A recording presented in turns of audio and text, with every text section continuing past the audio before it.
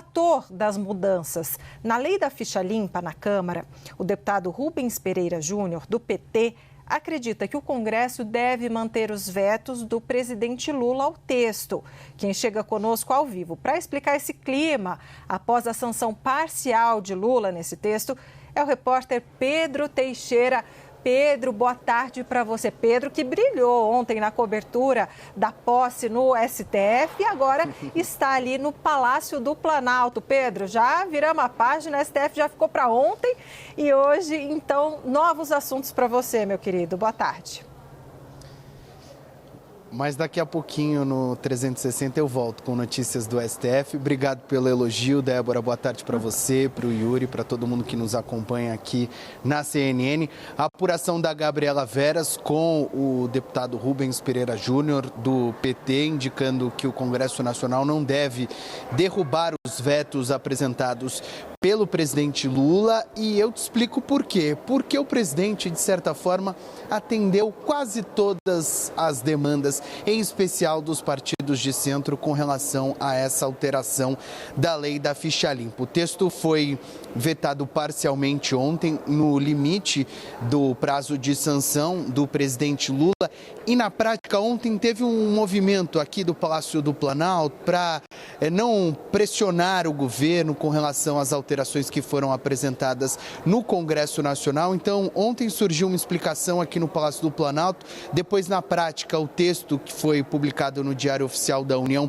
trouxe outras explicações. Inclusive, muita gente ligada à lei da ficha limpa tem criticado a decisão do Palácio do Planalto de aplicar vetos para algumas das questões e não todas as questões polêmicas deste texto. Explico por quê. Ontem, o presidente Lula ouviu os especialistas tanto do Ministério da Justiça como também da Advocacia Geral da União e decidiu vetar um trecho que tinha o objetivo de atualizar a regra em vigor que impede com políticos condenados por abuso de poder econômico ou político de disputar as eleições. O texto apresentado pelo Congresso indicava que o prazo de inelegibilidade começava a contar a partir do momento em que o político fosse eleito para o cargo em que eventualmente ele cometeu este crime de abuso de poder político ou econômico. Vou dar um exemplo. Se, por exemplo, um deputado que fosse eleito em 2022 cometesse um crime durante este mandato, o prazo de inelegibilidade começaria a ser contado no momento em que ele fosse eleito em 2022. Portanto, ele poderia disputar, eventualmente, se fosse um caso de inelegibilidade de 8 anos, ele poderia disputar as eleições de 2030. Isso foi vetado pelo presidente Lula e as entidades ligadas à defesa da lei da ficha limpa concordam com esta modificação. Entretanto, o presidente sancionou a antecipação do início da contagem do prazo de 8 anos de inelegibilidade para políticos cassados ou condenados por uma série de crimes. Cito, por exemplo, o crime contra a economia popular, a fé pública e o patrimônio público, contra o meio ambiente e a saúde pública, crimes eleitorais para os quais a lei caminhe para a pena privativa de liberdade e também crimes de abuso de autoridade. Foram mantidos a inelegibilidade a partir da condenação de até 8 anos para cumprir toda a pena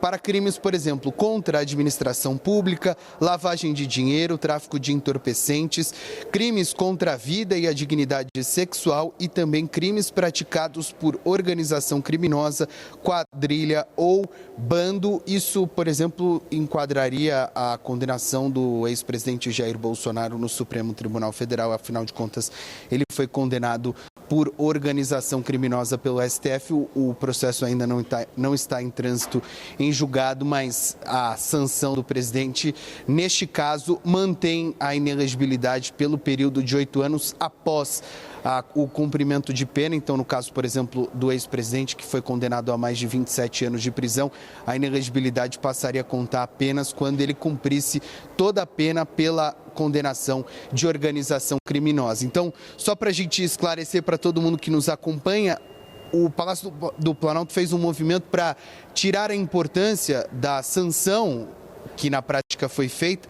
Então, o presidente acabou atendendo boa parte das demandas e dos desejos dos deputados e senadores que fizeram essa revisão da lei da ficha limpa. Apenas um trecho mais polêmico, este sim foi vetado, o que atende os desejos, digamos assim, daqueles que defendiam o projeto anterior da lei da ficha limpa. Viu? O texto agora vai para análise novamente do Congresso Nacional. Os vetos podem ser derrubados, mas a apuração da Gabriela Veras indica que o Congresso deve manter o texto como foi sancionado pelo presidente Lula. Volto com vocês.